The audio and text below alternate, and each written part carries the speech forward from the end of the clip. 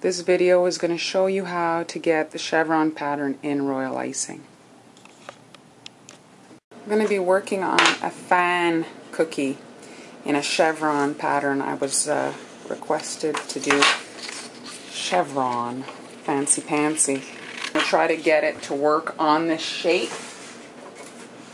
We're going to have the cookie right here. I've cut the cookie shape out in paper. I have a food doodler marker. I'm working with an orange one just because I don't like working in black. It leaves such a mark should you not hit it with your icing. I'm working in orange. I don't think I'm going to be icing it in orange, but so what I've done is I've cut out the shape of the cookie, and now I'm folding it up. Folding up the paper. So here I'd like to get each half into a third. So I'm folding and folding. Alright. So once that's done, I'm going to cut the paper into a triangle here at the end. Okay, and I want the same angle down here on my, so I'm going to use my quilting ruler because it's see-through. I can follow the angle. So place yourself on that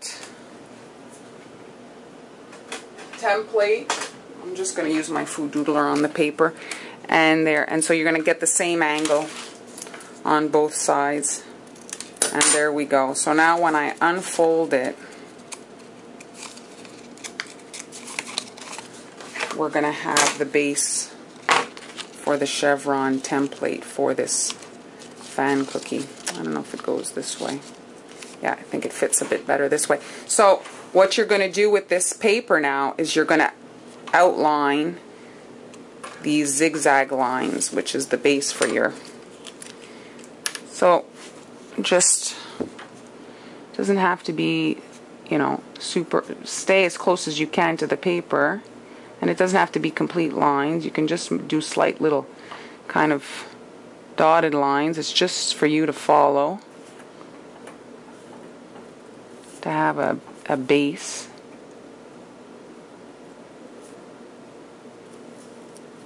To follow when you're icing. You could make yourself a template and use your copy cake if you wanted. And now you can fold it back up to how it was before. And if you want, you see I didn't get my points. That's important. I'll put it back on and just get the points.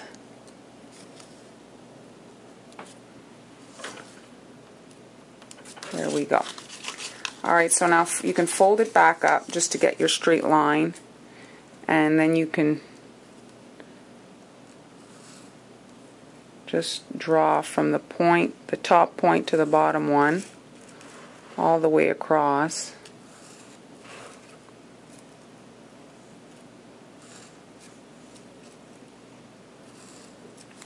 And there we go. So we have the fan.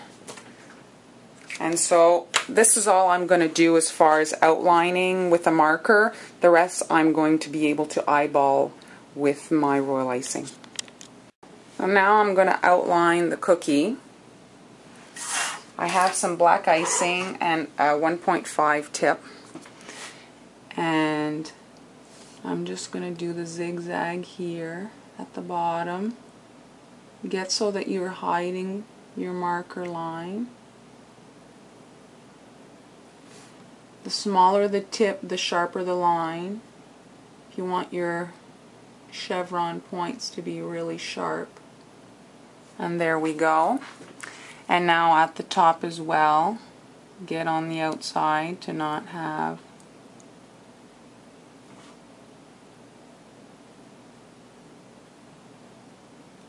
the marker showing.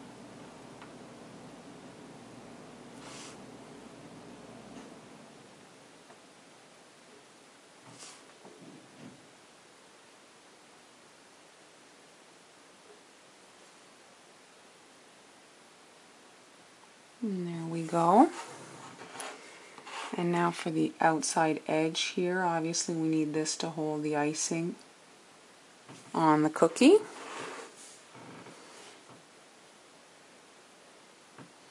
Now the rest I'm going to be eyeballing. So you just pull from the line to go straight.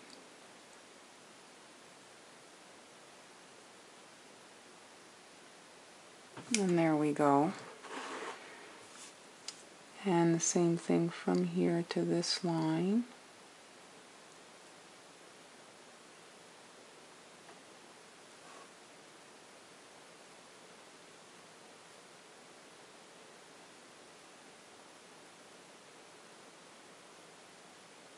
And you just work your way around the cookie.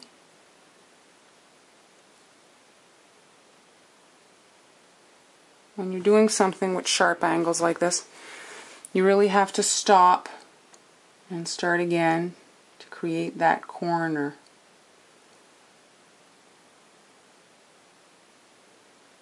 Or else you're going to get more of like a curved angle.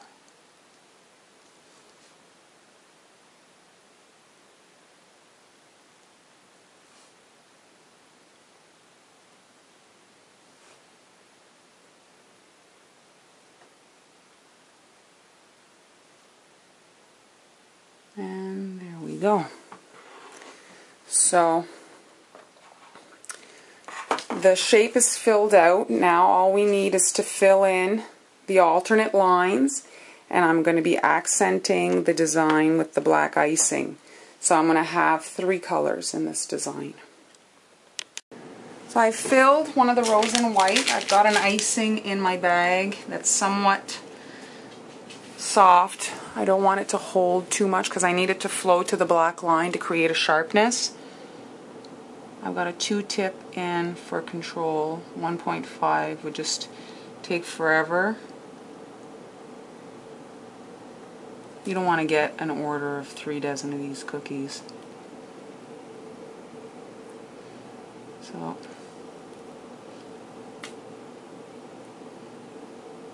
this is a good accent cookie to your platter. There we go. And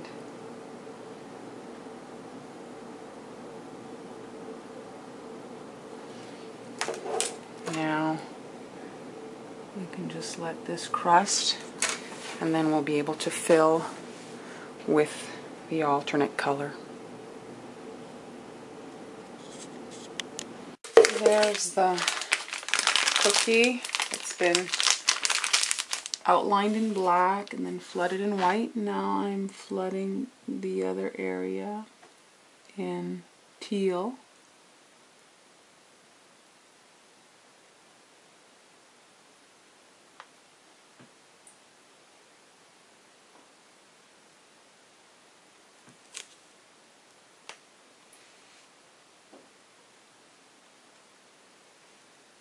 And the icing is not that thick, so that it'll flow to the edge.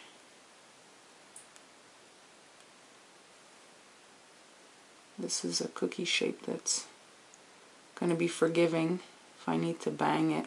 It won't crack. So just get it in the corners. That's the trickiest part. Right here.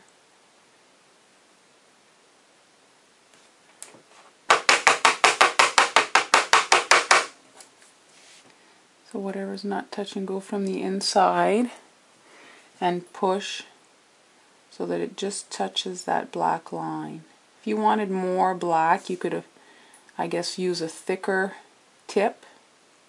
But what's going to happen is your lines aren't going to look as sharp when they're black alone. They'll look better once this step is done. It's like when you're working in a thin pen versus a fat marker. Obviously the detail doesn't look the same. And there we go. So just let those little peaks heal. And now over here, this one.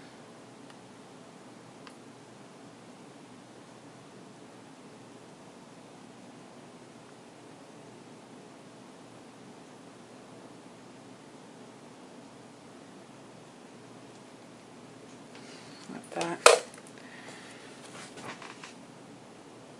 flow into the corners. I really want that black line to remain. I want it to be visible in the finished product. Add to the graphic nature of the design and the pattern. There we go.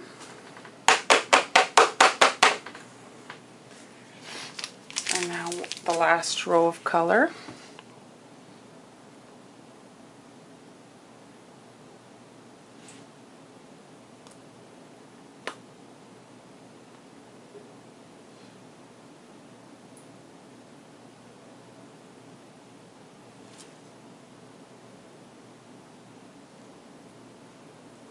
There we go.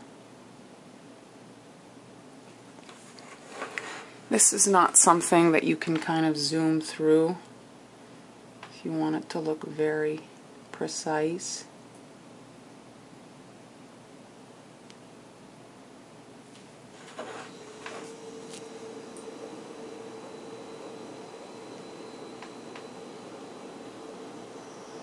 So I had made some whipped icing before, and I turned it to flood, and I actually got all kinds of craters. So this is a new batch of icing that I just made, and the other icing wasn't even old. So I don't know if that could be a factor in it, all that air when it's whipped in to create craters. Since my icing doesn't have as much air in it, I don't whip it as long.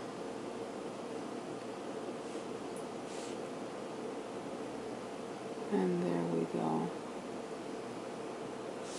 So you can bang it out.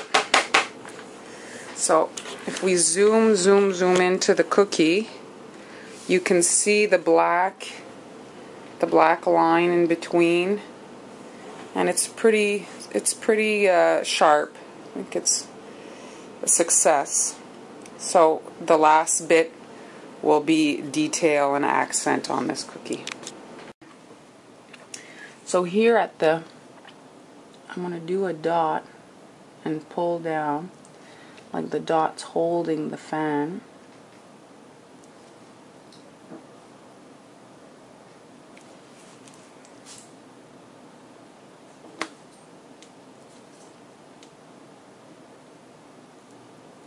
There. Last one. Alright, so I've done my lines, and I've done those in fat there at the bottom in 2, because I wanted them to kind of...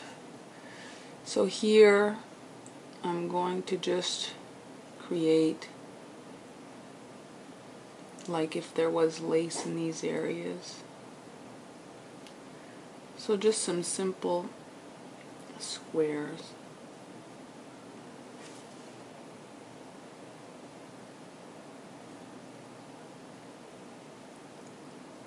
There we go.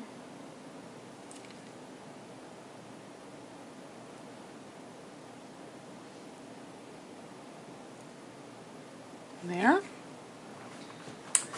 And again, just follow the angle of the existing lines.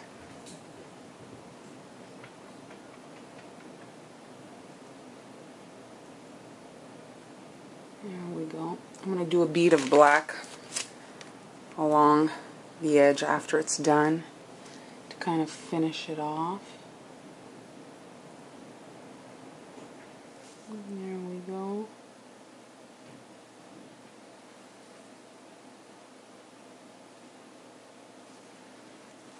And this last little bit.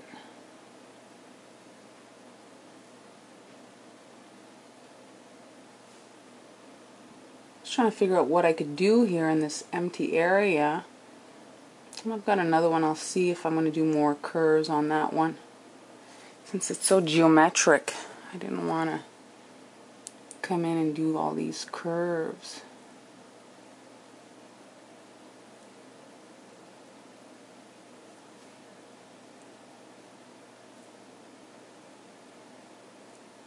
And there we go. That looks nice. I'm going to switch it back to my 2.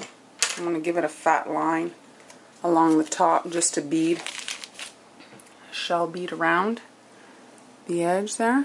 Let's stay in frame.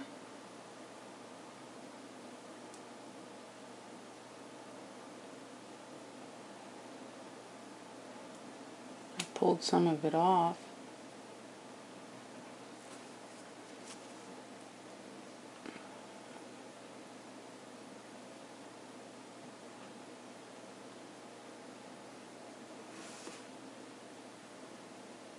And there we go. So that's done. That's interesting. I think it works together. And it's just an interesting use of the pattern instead of just putting it on a square.